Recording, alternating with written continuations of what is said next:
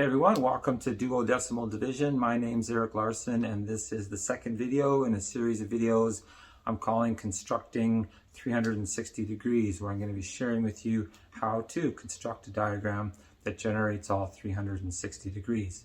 So I just want to do a recap here about what the steps are that we're taking, and the initial steps that we always need to take, or that are very important to acknowledge, is the fact that we're dividing up the circle first into 24 equal sections before we get to the steps that come afterwards. And so that first section of steps, or those first steps, involve creating this pattern right here, where you just draw a circle with your compass at a certain size. Now, I'm going to say perhaps it's a given that we're working on the Cartesian plane or graph paper or some kind of a grid form. You can actually start just on blank paper with this pattern and use this pattern getting to this point, and then continue drawing circles in the right pattern to create the grid itself. But I'm going to say, let's just say that's a given. We're on the XY coordinate plane or the Cartesian plane. We're going to be doing this on a base 12 grid. So the very first circle that we're going to draw is going to be a circle with the radius of 1. So we put our compass down on the x-axis, 0, 0. We draw our circle with the radius of 1.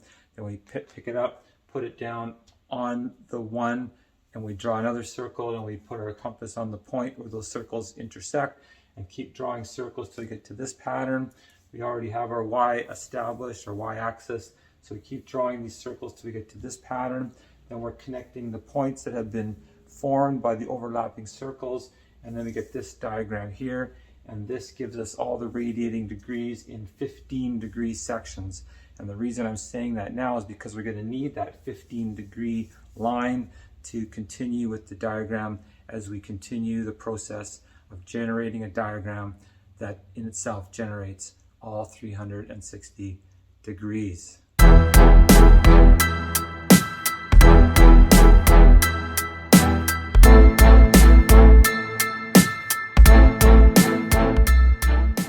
Okay, so here we are on, again, the fourth ring of the dodecagon, and what I'm going to be doing now is transferring the circles and the information that we had up here down to this point here.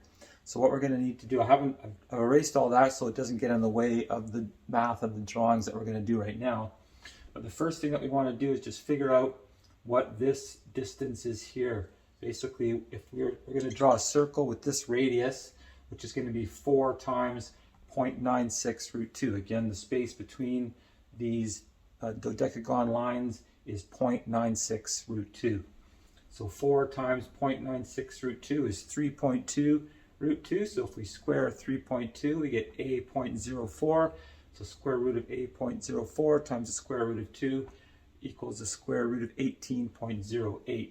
So that's this length here. I'm going to give that the length of a, because we're going to now use the Pythagorean theorem. A squared plus b squared. I'm going to add 1, 2, 3, 4, 0.5 like that.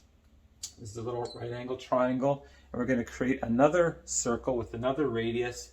We're going to add, this is going to be our b, and b equals, well actually this is our b here, b equals 0.5 root 2. So that's this distance here, 0.5 root 2. So when we add, so we square 18.08, or square the square root, we get 18.08. Square this square root, we get 0.42, so we add those together, we get 18.4a. That equals this length here. That's our c. So c squared equals 18.4a, so c equals the square root of 18.4a. So that's that length right there. So basically now we're going to draw 2 circles, one of them with the radius of the square root of 18.08, and the second one with the radius of the square root of 18.4a. So I'm just going to get my large scale compass here, and I'm going to put it on the center point there. I'm going to set it first for the inside circle.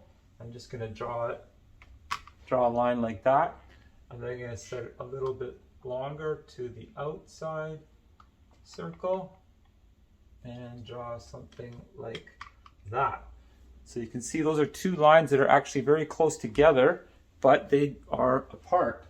And so we have, again, two circles, one with the radius of square root 18.08. That's the inside radius. So now what I'm going to do is get my compass, and I'm going to set it for the length of 0.5 root 2. So I'm going to put it down on the 45-degree line and set it for that length of 0.5 root 2. Then I'm going to lift it up and put it down here. Now, again, I just was pointing out that we have our 15-degree line going out something like that. So I'm going to put the compass down on the 15-degree line where it crosses the inside square root of 18.08 circle. And I'm going to make a mark on the outside circle with the radius of the square root of 18.48. I'm going to do a mark on that side and then a mark on this side. So I'm going to have two marks, one on either side of the 15-degree line. And then I'm going to readjust my compass to the length of 0.49 root 2. Remember, that's half of 0.96. That's basically the radius of the circle. Okay, I'm going to draw these circles in up here now. So we've got a circle sitting here like this, and a circle sitting here like that on the dodecagon. And those circles are sitting on the outside circle of the radius square root of 18.48. That's the defining points, are the points where those two circles are sitting down. That's the radius of the outside circle. So now I've got my compass set to the square root of 0.49 root 2. I'm going to put it on that point there, and I'm going to draw another circle right there. I'm going to put it on this point right here and draw another circle right there. So all of these circles are sitting on the outside radius circle with the square root of 18.48. So now the relationship of these two circles, I can draw a straight line through them, just like there's a straight line going between those two circles, just the same here. So there's now a right angle between the line between those two circles and the 15-degree line, just as there is a right angle here between the 45-degree line and the line on the edge of the dodecagon. So now what happens, we simply draw another line between this circle here, the center point there, and the center point here. So instead of that dodecagon line continuing out, you basically just swing it down so that it's going in a straight line to this one, and this one's swinging up. Remember, both of their relationships, the distance from this circle to the 30-degree line is the same as the distance from this circle to the 30-degree line on the other side. And when this line, both those two lines sort of swing closed, what happens is we get a straight line that's completely balanced. There's a gap of 0.03 root 2 on either side of the 45-degree or the 30-degree line between the circumferences of these two smaller circles. So again, we have this kind of tunnel shape happening between all of these circles. They all have a gap of 0.06 root 2, right? Those two multiplied, added together, 0.03 and 0.3 equals 0.06 root 2. So that's the gap or the tunnel that the degree line is sort of shooting through on its way out as it heads off into wherever it's going. So here's our 15-degree line, our 30-degree line, and our 45-degree line. So all of those degree lines have already been established by that inner pattern of circles here, and this is how we move this sort of information of these two, the positioning of those two circles sitting on the circle with the radius of the square root of 18.48. These two circles are also sitting on that same circle down here in relation to the 15-degree line. So that's basically the steps that we're going to take for each ring. So this ring of square root of 18.08, the next ring is going to be 2 times the square root of 18.08, or 2 times 3.2 root 2. So it's going to be 6.4 root 2 is the radius of the next circle, and then after that it's going to be 9.6 again root 2. It's going to be the third circle, and then we're going to keep going increments of 3.2 root 2, and we're always going to be adding 0.5 root 2 to that circle. So we're going to always be adding the same amount, going over 0.5 to find the point where we're going to that defines our second circle. And because, so again, it's always on lattice points, very solidly placed. We're looking at lattice points in units of square root of 2. And because we're always adding the same length to the circle, but the circles are getting progressively bigger, the gap between these two circles is going to get narrower and narrower as the size of the rings increases. So that's just something to pay attention to. Okay, so now what I'm going to do is show you that nice version again, where it's all in perfect perspective, and just show you what that looks like when it's all in perspective.